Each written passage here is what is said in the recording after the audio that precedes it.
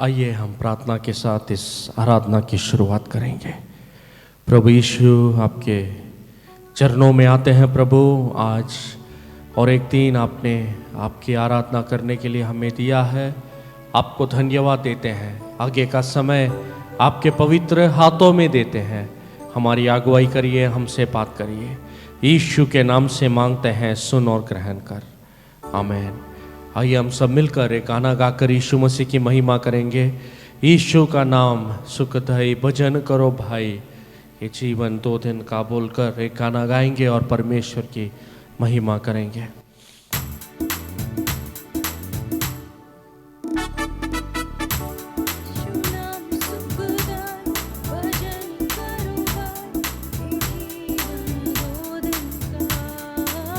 यीशु नाम सुखदाई, भजन करो भाई, ये जीवन दो दिन का। यीशु नाम सुखदाई, भजन करो भाई, जीवन दो दिन का। ये जीवन है माटी का पुतला, ये जीवन है माटी का पुतला। पानी लग झूल जाए, भजन करो भाई, ये जीवन दो दिन का।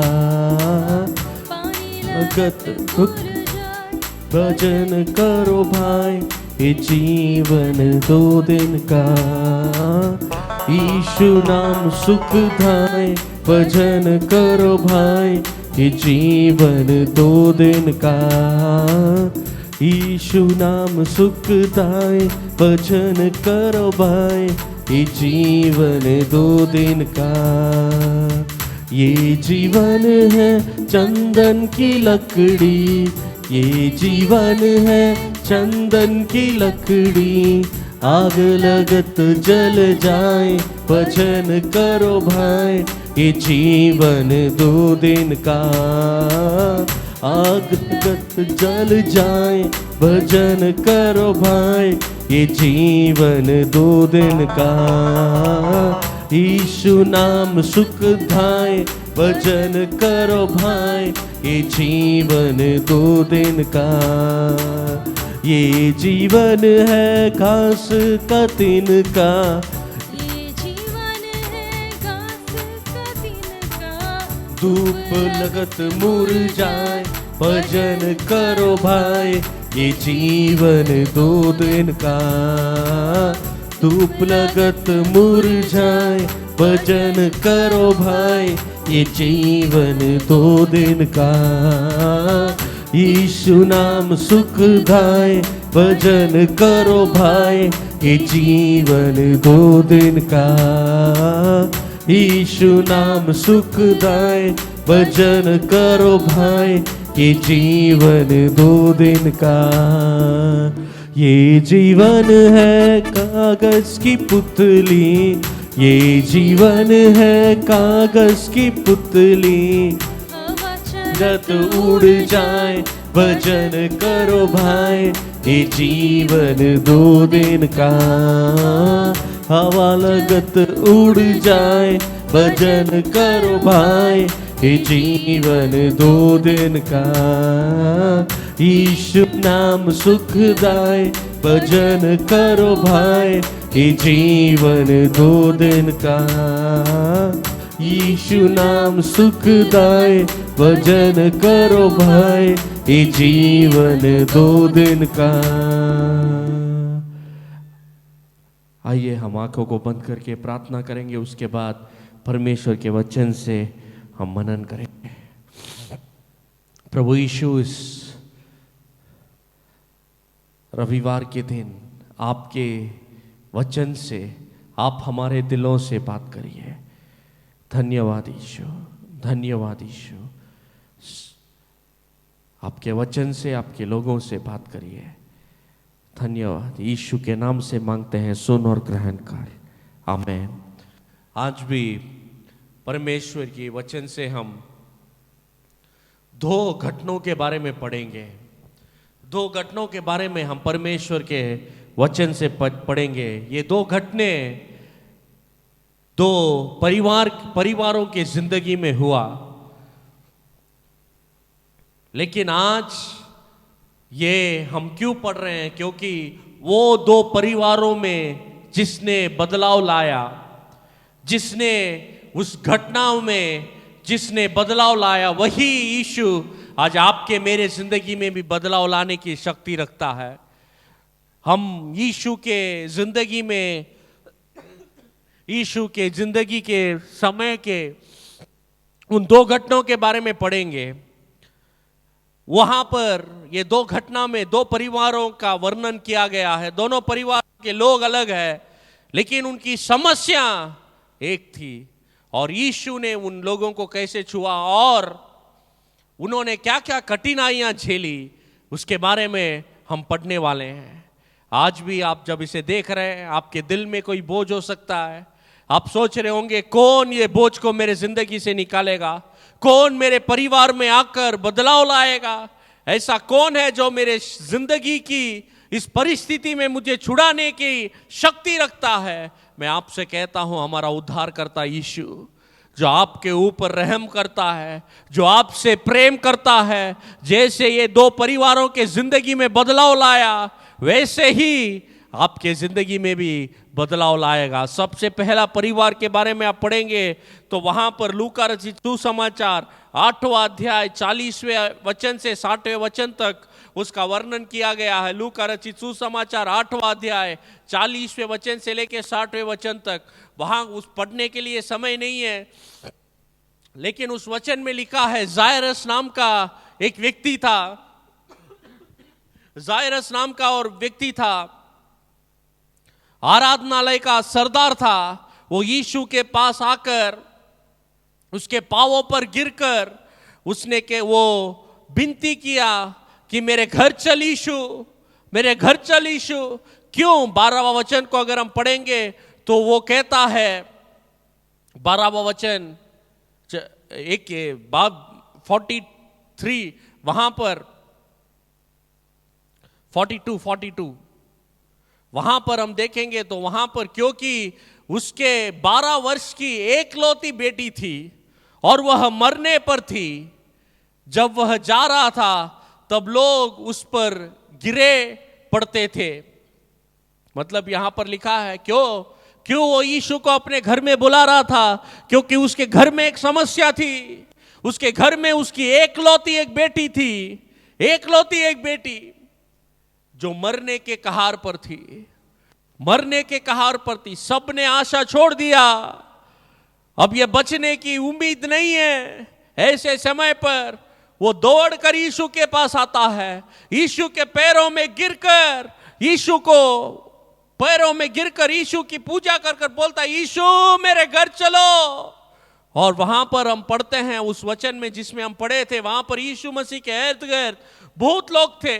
मैं आपसे अगर कहना चाहूंगा तो अगर आप कोई स्टेशन गए होंगे तो वहां पर आप देख सकते हैं, विशेष करके मुंबई, कलकत्ता या चेन्नई में अगर आप कोई रेल की स्टेशन में जाते हैं तो वहां पर बहुत बड़ा भीड़ रहता है, बहुत ज्यादा भीड़ रहता है।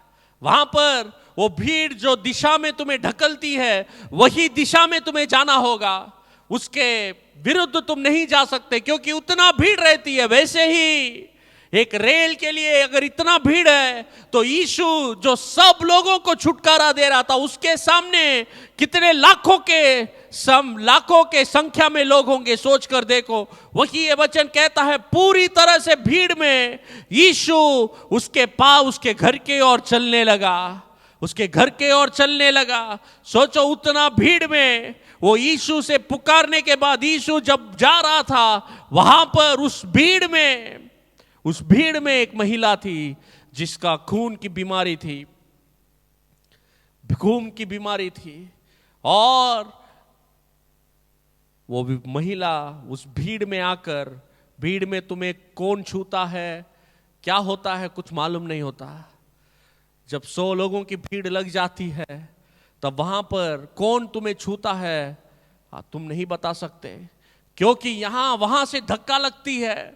वैसे ही यहां वहां से धक्का लगा और उस धक्के में एक स्त्री थी जिसने दिल में यह ठान कर रखा था कि मैं जाऊंगी और यीशु के शरीर को छूंगी तो मेरी बीमारी ठीक हो जाएगी, और उस भीड़ में जब यीशु उस जायरस के घर की ओर चल रहा था, वो स्त्री आई, यीशु के कपड़ों को उसने छुआ और तुरंत तुरंत ठीक हो गई। वो समझ ही रही थी कि मैं पूरी तरह से ठीक हो गई कि वहां पर यीशु रुके, वहां यीशु रुके, वहां यीशु रुके। इस पर यीशु ने कहा, मुझे किसने छुआ? किसने छुआ? यीशु जान गया था कि किसी ने मुझे छुआ है और उसके शरीर में उसने चंगाई पाई है, इसीलिए यीशु रुका। अब जायरस के हालत को देखिए, पहले से उसकी एकलौती एक बेटी बीमार है घर में, किसी तरह यीशु को बुला लिया, किसी तरह यीशु को बुला लिया, सही समय पर वो आया। वो बेटी मरने के बाद यीशु के पास नहीं आया, जब वो जिंदा थी तब वो यीशु के पास आया। उसने सब सही समय पर किया था। लेकिन अभी देखो यहां पर ये स्त्री यीशु को छूने के वजह से यीशु वहीं पर खड़ा हुआ और वो स्त्री से बात करने लगा। उस यीशु ने उस स्त्री को देखकर कहा, तेरी विश्वास के वजह से तू ठीक हो गई। लेकिन इस समय में जब वो स्त्री ठीक हो रही थी, उसके घर से कोई लोग आए, जायरस के घर से कोई लोग आए।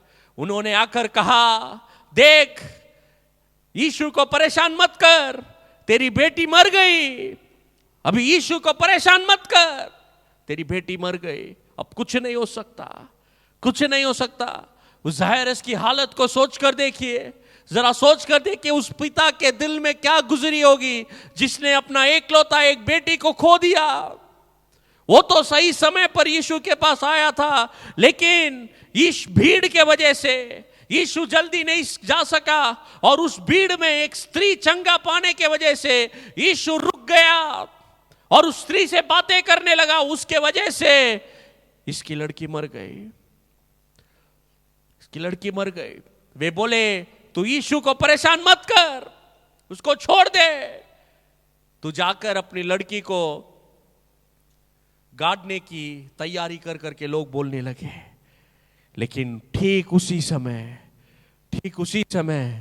यीशु ने जायरस को देखा, उस जायरस को देखा और यीशु ने बोला, जायरस मत डर, विश्वास रख, जायरस मत डर, विश्वास रख, तेरी बेटी अभी मरी नहीं है। हालेलुया। आज भी मैं आपसे कहता हूं, आपने सारे जगह जाकर सारी कोशिशें की होंगी, सबने बोला होगा इसका कोई चारा नहीं है, लेकिन आज इस जगह पर एक परमेश्वर जिंदा है जो तुम्हें देख रहा है, जो तुमसे देखकर कह रहा है मत डर।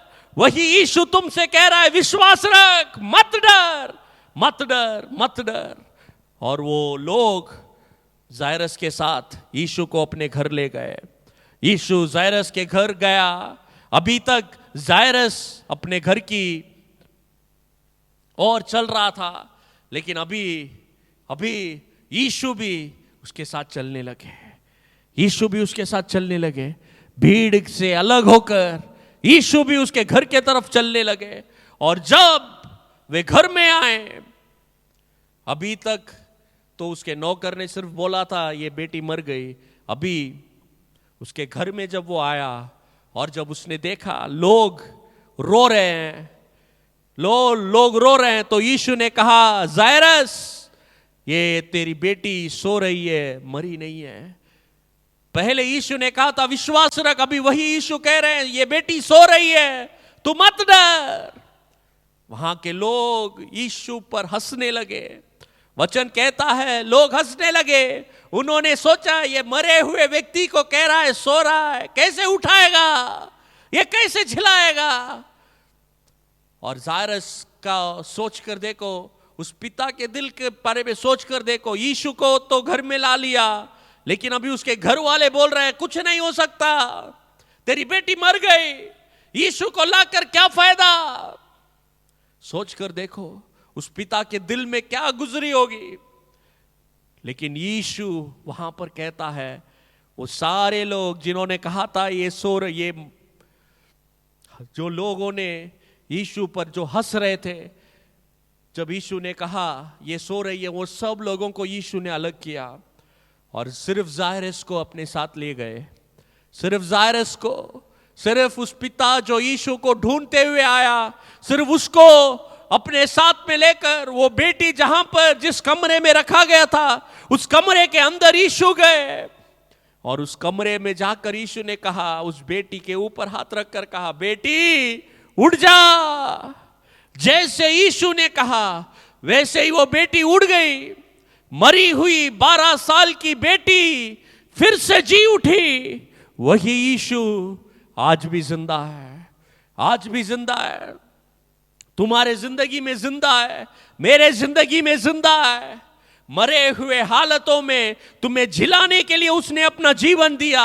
आज भी अभी हम प्रार्थना करने वाले हैं, वही यीशु तुम्हें आकर छूने वाला है, वही यीशु तुम्हें आकर छूने वाला है। आइए हम आंखों को बंद करके प्रार्थना करें। अगर आप चाहते हैं कि यीशु इस समय तुम्हें आकर छुए तो अपने आंखों को बंद कर लीजिए। जहां से भी इसे देख रहे हैं, मेरी आवाज को जो भी सुन रहा है, अपने आंखों को बंद कर लो। ये परमेश्वर का समय है। यीशु सर्वशक्तिमान, जिसने उस जायरस के परिवार में चमत्कार किया, वही आपके परिवार में भी चमत्कार करने की शक्ति रखता है। जिसने उस बेटी को झिलाया, वही आपके परिवार में चमत्कार करेगा, आपकी बोझ को हटाएगा, आपके जिंदगी में, आपकी परिवार में जो समस्या है उसे वही दूर करेगा। आज हम उसके लिए प्रार्थना करने वाले हैं। क्यों नहीं, अभी हम प्रार्थना करने वाले हैं उससे। अभी आंखों को बंद कर लीजिए। गाना गाने वाले हैं। ये गाना कहता है, प्रभु तेरी इच्छा पूरी हो जाए, तेरी इच्छा पूरी हो जाए। क्या लोग तुम्हें ठिट्ठा कर रहे हैं? क्या लोग तुम्हारी मजाक उड़ाते हैं? मत डरो, क्योंकि उन्हें मालूम नहीं कि तुम्हारे साथ जो है वो जिंदा परमेश्वर है। तुम्हारे साथ में जो है वो सर्वशक्तिमान है। अपने आंखों को बंद कर लो और इस गाने को गाएंगे। तेरी इच्छा पूरी हो जाए, हाथों में तेरे जीवन है ये। आमीन, आमीन, आमीन।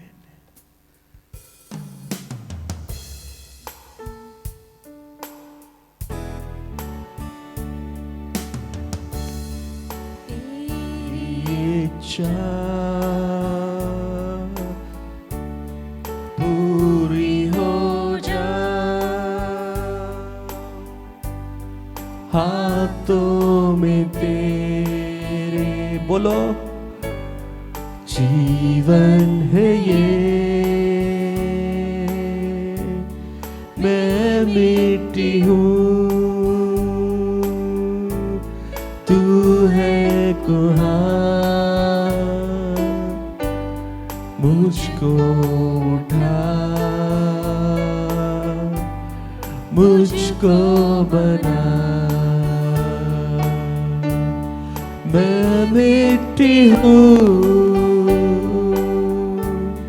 तू है कुम्हार, मुझको उठा, मुझको बना। जीवन मेरा, जीवन मेरा तुम ही तो हो, साथी मेरा तुम ही बनो। मेरा आधार, मेरी चट्टान तुम ही तो हो, तुम ही रहो। मेरा आधार, मेरा आधार, मेरी चट्टान तुम ही तो हो, तुम ही रहो। इच्छा, तेरी इच्छा पूरी हो जाए। हाथों में तेरे जीवन है ये, मैं मिट्टी हूँ, तू है कुम्हार, मुझको उठा, मुझको बना। सब मिलकर बोलो, मुझको उठा, मुझको उठा। जो भी परिस्थिति में मुझको बना, मुश्किलों के साथ नैया मेरी डूब रही, हाँ यीशु।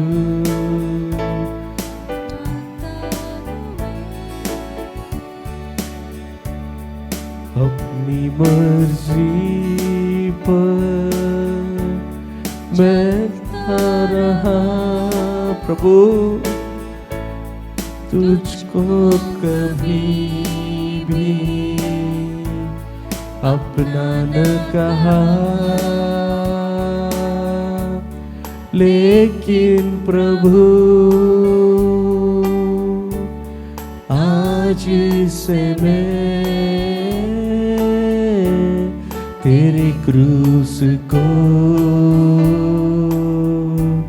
ले लेता हूँ, लेकिन प्रभु आज से मैं